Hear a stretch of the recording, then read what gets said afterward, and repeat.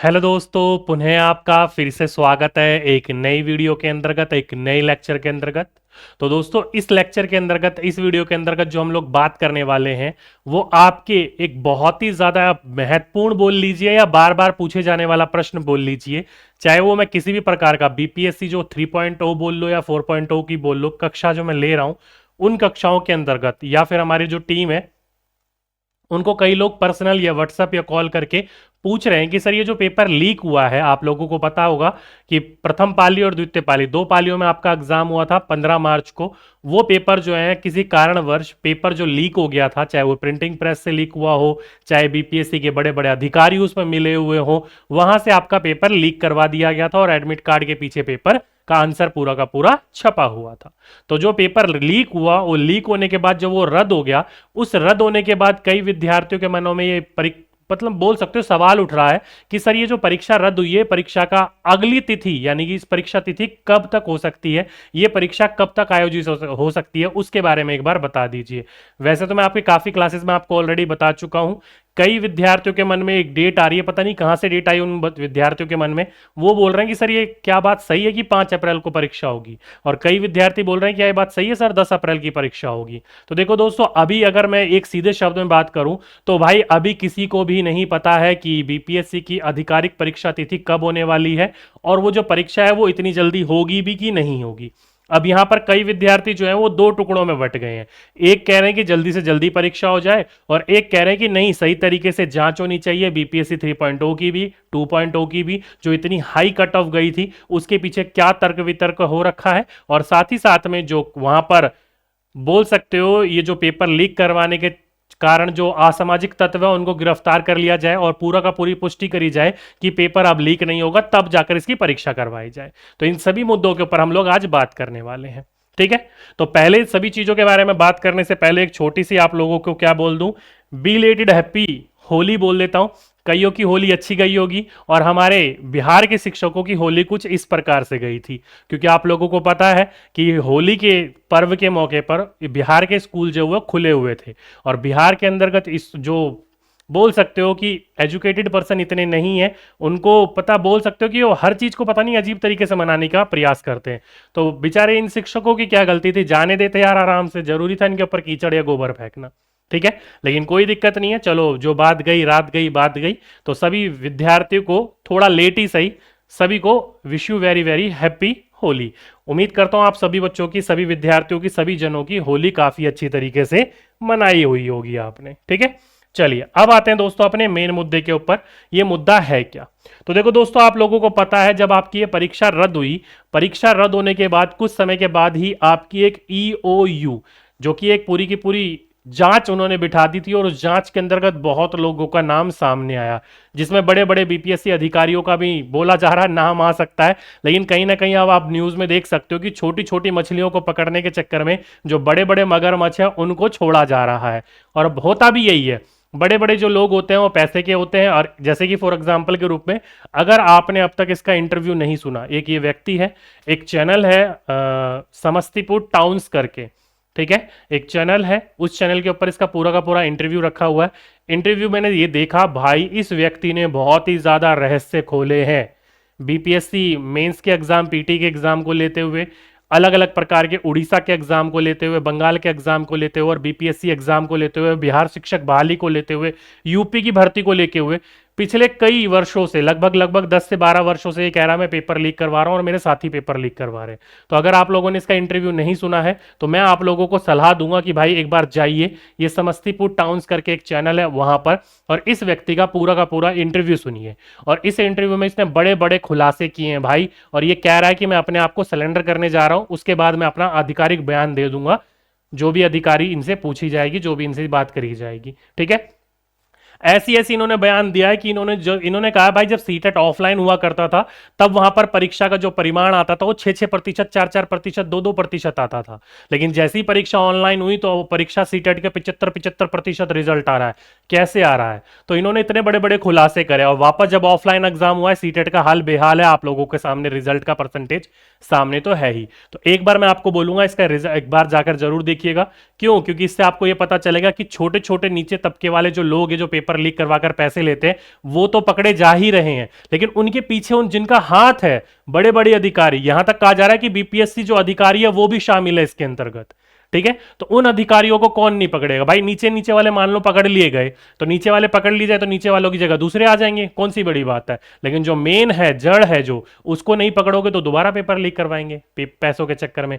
हजार हजार करोड़ कमाए गए हैं, इसके दोबारा कहा गया कि हजार हजार करोड़ रुपए कमाए गए हैं इन पेपर लीकों के चक्कर में।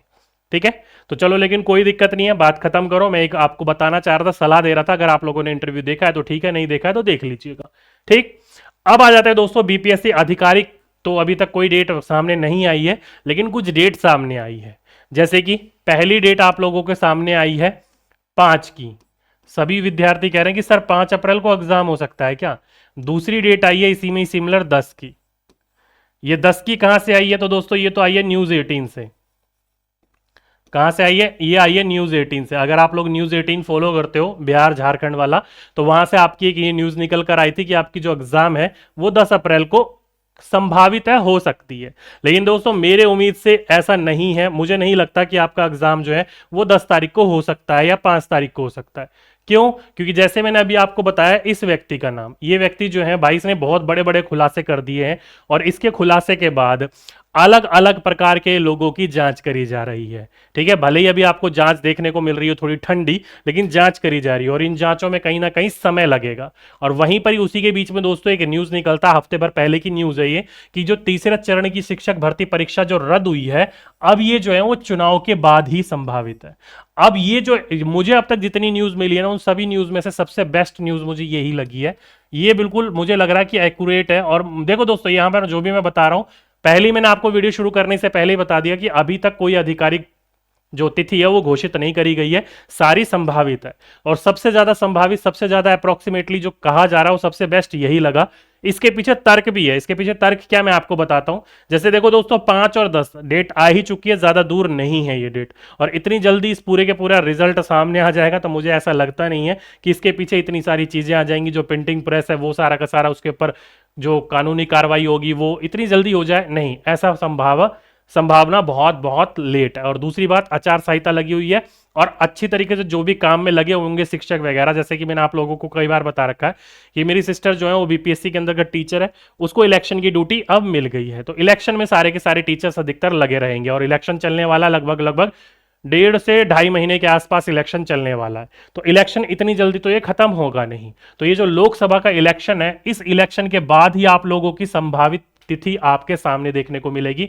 इस बीच मुझे नहीं लगता आप लोगों का एग्जाम होगा। मैं अपने अनुसार बता रहा हूं दोस्तों, मैं पहले बता रहा हूं, इस बीच आप लोगों का एग्जाम बिल्कुल मान लीजिए 99% जो है, मुझे नहीं लगता आप लोगों का एग्जाम होगा। अब कई विद्यार्थियों के मन में ये बात आ रही होगी कि भाई अगर बीपीएससी 3.0 लेट हो रहा है तो 4.0 भी लेट होगा, क्योंकि सीधी सी बात है दोस्तों, बीपीएससी 3.0 देखा जाए तो आना तो था ये अगस्त में, लेकिन ये किसी कारणवश बोल लीजिए या कोई राजनीति बोल लीजिए, ये आ गया उससे पहले ही, मार्च में होगी इसकी परीक्षा। अब बात करी जाए अगस्त की, तो अगस्त में आएगा दोस्तों 4.0। अब जब देखो दोस्तों, सीधी सी बात है, 2-2.5 महीने ये चला जाएगा, मतलब मान लीजिएगा अप्रैल आ गया, अप्रैल मई और जून, ये तीनों के तीनों चले गए इलेक्शन में, बचा आपका जुलाई और अगस्त। तो कहने का तात्पर्य क्या है कि ये एग्जाम जो है वो जुलाई में करवाकर रिजल्ट देकर अगस्त में ये करवा लिया जाएगा? नहीं दोस्तों, ऐसी पॉसिबिलिटीज बहुत कम है। अगर ये इलेक्शन के बीच में एग्जाम करवा लिया जाए, जो कि बहुत कम पॉसिबिलिटीज है, ना के बराबर है, ठीक है, तब तो आपका अगस्त में बीपीएससी 4.0 आ सकता है। मतलब ये डेट तो ये मानता हूं आएगी, इसके ऊपर कोई भी बंदिशें नहीं है, क्योंकि विधानसभा का चुनाव अभी रह रहा है बिहार के अंतर्गत। ठीक है, तो ये जो आपका कहीं ना कहीं अब लेट, अब कई विद्यार्थियों को ऐसा लग रहा है कि ये जो है कहीं ना कहीं लेट देखने को मिलेगा, कि नहीं भाई ये कभी कहीं कोई लेट देखने को नहीं मिलेगा। मुझे ऐसा लग रहा है कि अब कहीं ना कहीं बीपीएससी 3.0 और 4.0 को मर्ज कर दिया जाएगा, मतलब मिक्स कर दिया जाएगा। जहां पर आपको कहा जा रहा कि बीपीएससी 4.0 के अंतर्गत 1,25,000 भर्ती देखने को मिलेगी, अब कहीं ना कहीं ये भी इसके अंतर्गत जुड़ जाएगी, तो 2.5 लाख भर्ती देखने को आपको मिलेगी। ठीक है, कितनी भर्ती देखने को मिल सकती है?